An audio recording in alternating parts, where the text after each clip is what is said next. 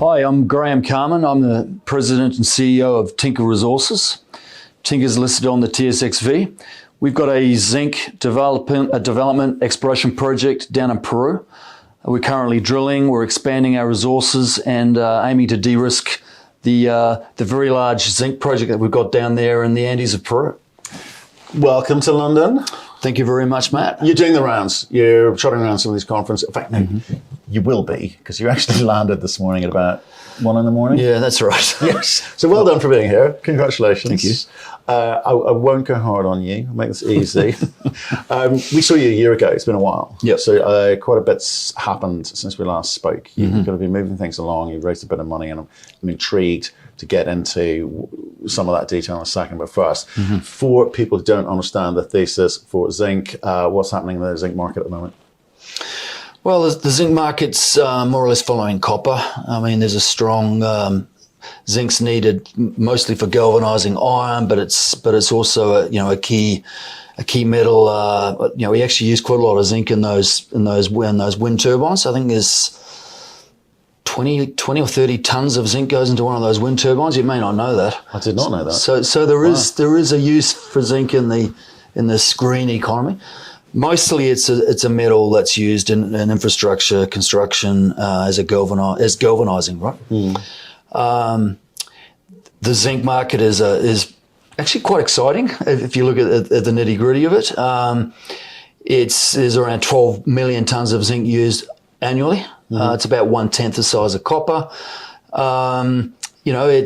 It's a market that more or less, as I said, follows copper, and there aren't too many new big zinc projects lying around, and we certainly have one at Tinka Resources in Peru. It's kind of the pricing of the commodity itself has been it kind of feels like it's been erratic historically, right? So it's in and then it's not in. And you know what I mean? No, that's fair call. Right, okay. But what does the future look like? Because I'm trying to understand the thesis, right? Zinc's not something that most people kind of gravitate to. They go, precious metals, battery metals, but zinc probably doesn't make most people's list of battery metals, I suspect, until now, right? So what is price doing? Well, it does tend to rise hard and fast. And then it can come back down. Why is that? Again. Do people get overproduction? Or just recently, zinc's actually riding high because of the high electricity prices in Europe. So they've shut down a number of these zinc smelters. Right, yes. So there's a shortage of metal right now, and the price ran quite hard 3 or 4 months ago. It's dropped down a little bit, but fundamentally there's a shortage of zinc metal right now, and it's because of the refineries that are shutting down, but also China is producing less zinc because of their environmental changes in China. They've got stricter environmental things happening in China, so there's a reduced production over there. Plus, so I guess with the COVID thing, there's also been, restrictions in the supply chain and all that sort of thing. But I think the long-term thing for price outlook for zinc is actually very strong. Fundamentals look good. There is not that many zinc mines or zinc projects out there to be developed.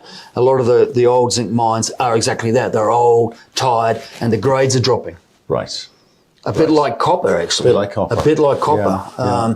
So the fundamentals actually are as good as copper in the medium to long term. I'd love to see some sustained price rise in zinc, but in a slow, accretive manner, not this kind of erratic behavior because it can cause a lot of good, but it can also do a lot of damage with that kind of behavior. You kind of want to see that slow, gentle progress.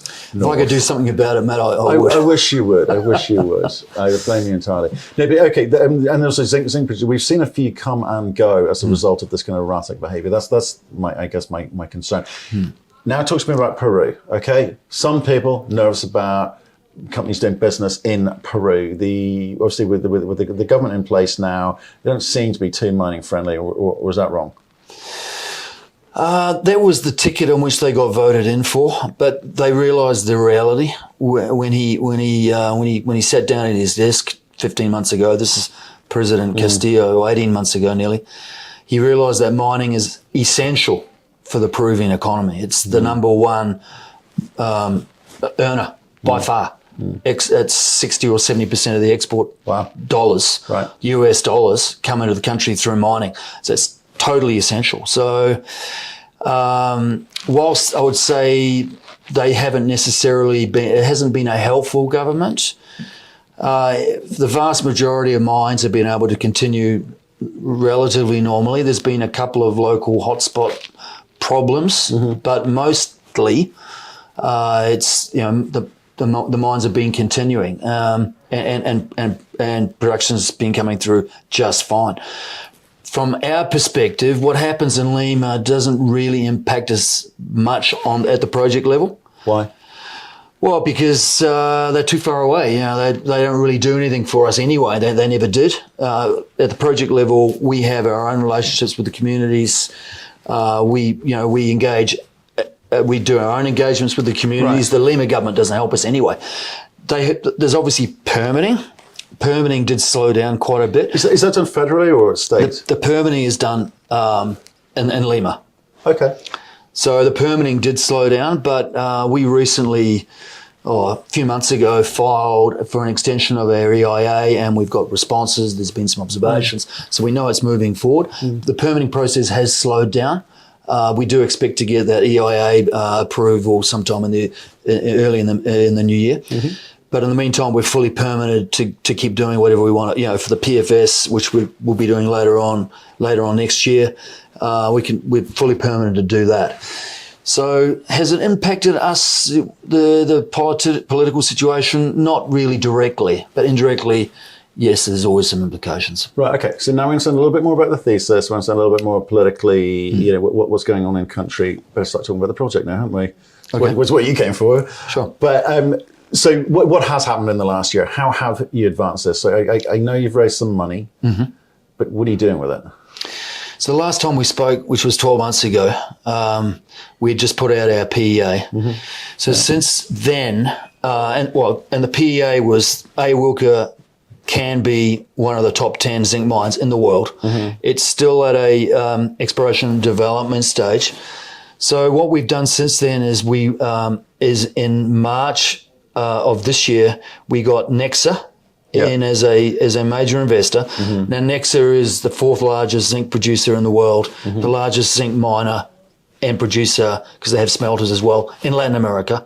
They're now on our register.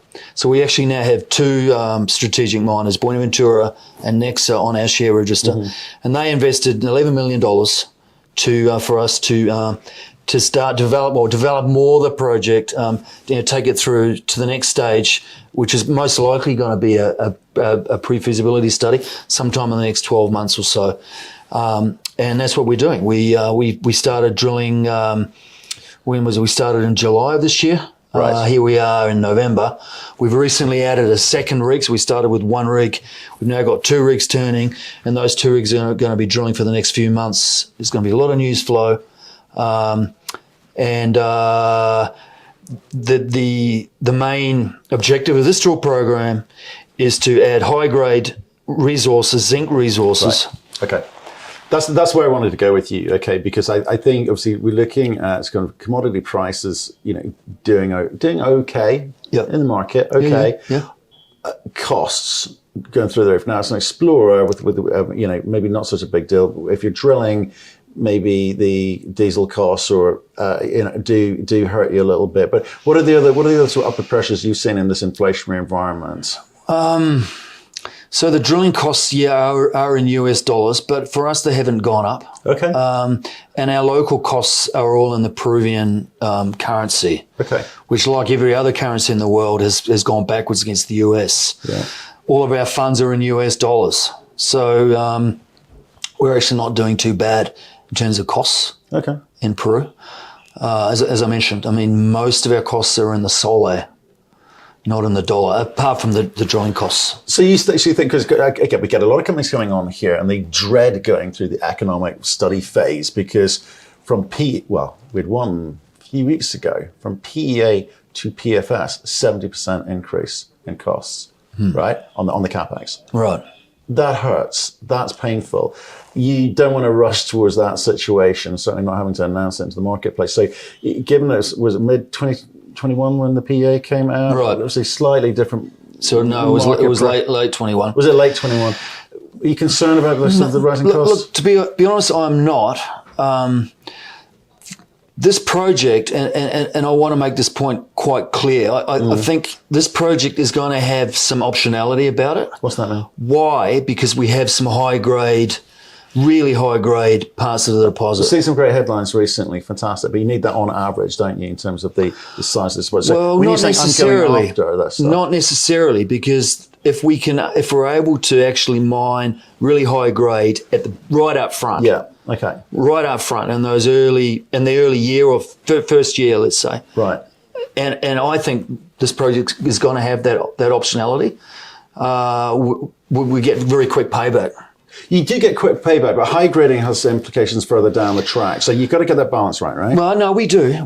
But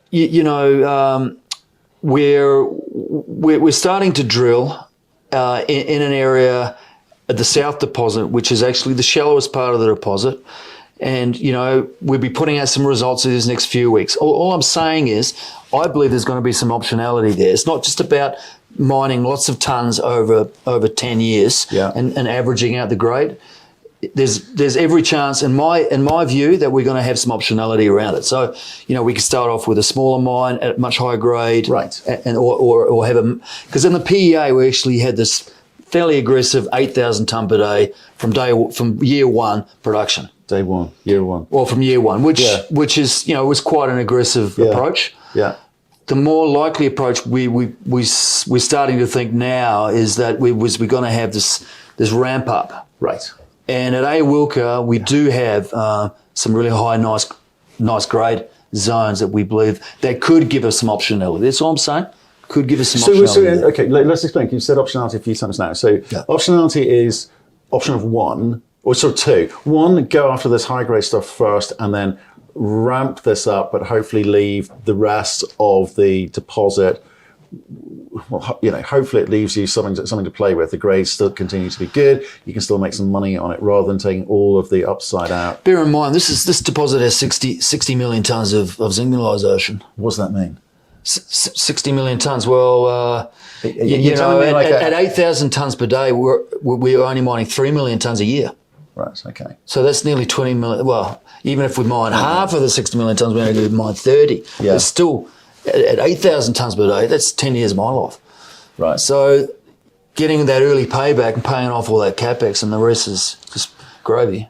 No, I don't mind. I just want companies to explain it because you've got a big audience out there going, oh man, they could be high grading this thing, or the rest of it may be no good. And it's your job to articulate and explain exactly why that strategy is right. And we've seen a lot of companies come on and go, do you know, we'll start with a smaller project, but get into production. It's less dilutory for our shareholders, and it kind of sets us up for the balance of the project.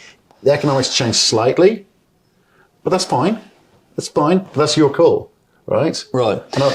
So this is a big deposit. I mean, in terms of the 60 million tonnes at 7% zinc, it's like $12 billion of zinc in the ground. It's an enormous amount of money. If this was a gold project, we're looking at 3 or 4 million ounces of gold or something like that.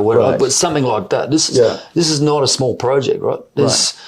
And because of the size, it's not only that size. We also have multiple areas of high grade. So at the moment we're drilling at two areas, west and south. Earlier this week we put out some drill results at west where we're getting I think it's 45 metres of 12% zinc. Yeah, I saw that. 45 metres of 12% zinc, relatively shallow, and with a lot of upside still. So. But I guess your job is also you've got lots of jobs to do, but it's explain the economics. And I guess moving from PA to PFS, the bit I'm trying to work out is, have costs gone up dramatically? Is that negated by, I say, maybe some FX does negate a lot of that, or maybe increasing zinc price negates a lot of that. But it's great having metal in the ground, but you've got to get it out of the ground economically. That's the name of the game, making money, not getting it out of the ground. No, exactly. So the PFS process that you're going to go through is how much work have you got to do? How much time does that take? Well, the drilling that we're doing now is going to put our key resources into measured and indicated. Okay. What's it look like now? So at the moment, it's 19 million tonnes of indicated at 7.2% zinc, and there's 45 million tonnes of inferred at 5.3. So bring that out much over. So we're gonna bring the higher grade parts of the inferred resource as much as we can, and most of that is around our current indicated resources. So we end up with some really nice, thick, high grade ore bodies. I'm not supposed to use that word, so sorry. I know you guys get told off for that. I'm like, sorry. It's not an ore body until it's proven to be economic. I'll just put that out there. Yeah. But the idea is for us to just de-risk this project. Sure. Right? Because you're not going to mine it. You're not going to mine it. Next is going to mine it. Buenaventura might mine it. That's right. Surely. Well, so what have you got to do? How do you tie this up in a little bow for them? What do they need to see? We have to make this project look as sweet and juicy as we possibly can, and I believe we will. By the end of this drill out program, we've got to be, those guys are insiders. We have a technical committee. I meet with those guys every 3 to 4 months. I call all the shots, but they're fully aware of what we're doing. They obviously give me some advice here or there. They also provide a lot of engineering advice. They tell me from their perspective what's most important in terms of how we're going to be developing this as soon as possible. Yeah. Because they're going to want a almost slightly different set of data from you. If they're going to build this, do you know what I mean? Like, because you've got to talk to the market. So you need stuff that gives you headlines, that allows you to raise cheap capital when you need it. But if your plan is to burn through your $11 million and then hand it over to someone, it's a slightly different game for you. And I'm trying to, again, so outsider looking in and go, is the information I'm going to get mostly useful to me or mostly useful to the potential buyers?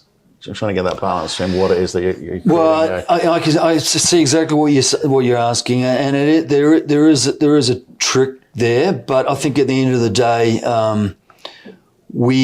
it's how we use the money and the drilling angle, and our view is the best way to do it. But it's not only confirming the existing resource; it's also adding to the. There is some step out drilling that we're doing that's going to also increase the resources. It's kind of I like the fact that you've got those two guys, Next and Buenaventura, in there, because it's not like having funds in there who don't actually really know too much about mining as much as they like to pretend. I was one of those guys, I can say that, where you know enough to be dangerous but not enough to kind of care in a way. You can flip out and whereas Nexa or Buenaventura or similar needs to come in and this needs to work. Your feet are being held to the fire and make sure you're doing things the right way. I kind of like that about this setup as it stands at the moment. What are they? So 18, 19% shareholders each, aren't That's they? right. They're sitting there each at that. And there is some potential competitive tension there. At the moment, everything's honky-dory and friendly, and that's great. But, it's going to be an interesting sort of 6-12 month period, right? As we advance this project, there's going to be a lot of news flow. Over this next 6 months. Why is that important to you? Well, because we want the market to appreciate that we are de-risking this project and making it better. As we move forward. So what? Are you going to sell it to Nexa or Buenaventura? Well, there's the opportunity to get on board, Matt. Come on, there's an opportunity to take a ride with us and sort of see, hey, hold on, the market cap of Tinka's 60 million Canadian, yeah, something like that, yeah. And we got tiny 10 million US, so let's call it 14 million, or 13.5 million Canadian in the bank. Yeah, interesting. There's a lot of potential value there that could be realised. There is. But you, again, and another one of your jobs, I'm giving you a list, which is to go, right, here's the time frame which I will be around to create that value. There's an uptick coming if I deliver X, Y, and Z things to you, the market. But at the same time, you've got Next and Buenaventura going, you need to deliver these things. We gave you this money to deliver specific things here, which may not be necessarily market-facing friendly, look at me stuff. The headlines recently help with the grades, obviously, because they need a different set of data. So I need to know if I do come on board, what's the time frame I'm playing in? Because I need to understand the rules of the game to play. And when do you kind of check out? When will those sort of conversations come along? When will you look to a partner to come in and say, right, we've done our bit, now you go and do your bit? You asked me this question 12 months ago. I know, give me a freaking answer this time. At the timeline, it's very hard for me to say, it's going to be this month, and it's going to be that month, it's going to be the other month. All I can say is it when I run out of the money I've currently got, or will you be going back in and raising additional capital to deliver what it is that you think you need to deliver? Well, at the end of the day, I can't tell Nexa and Buenaventura what to do. So, right? Well, you can give them some clues. Oh, no, I can certainly do that. Yeah. And I will do that.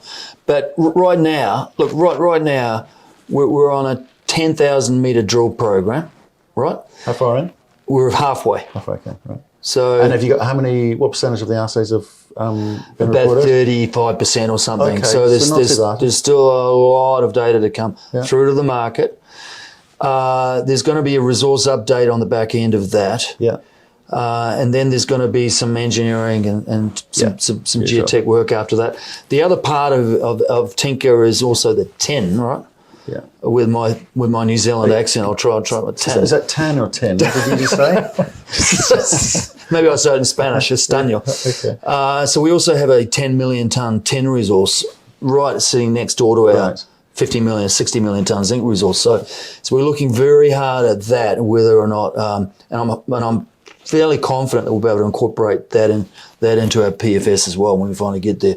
We're working on metallurgy, so look out for some metallurgical results on that. But at the end of the day, this is going to be a high grade, moderate to large zinc mine in Peru with a tin kind of add on on the side. So like an add-on byproduct, I might get some credit for that, or add-on as in... it would be a separate... It's a separate... entity. Another green a separate company. plant. So many green companies. You've got silver as well. You haven't mentioned that, I'm surprised. No, I haven't mentioned the silver yet, but we actually do have, very high chances of making the tin work, We did not incorporate the tin into the PA.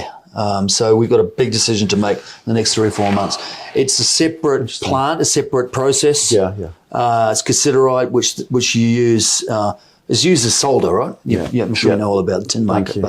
But the tin is a gravity separation. Yeah. It's not flotation. Right. So at what point are you in a position to make a call about that one? Because no one wants to spend a big bunch of capex if it's kind of marginal, right? No, very, very, very soon. Okay. We're getting metallurgical work done at the moment. We're going to do an internal kind of a high level study and make a decision at the board level sometime in the next 3 or 4 months. So we're going to incorporate it at the next phase or not. Okay, because just leave it as an opportunity for yourselves. Well, for the company down the road, but. We've got the zinc deposit here, and we've got the tin deposit just off the edge. Yeah.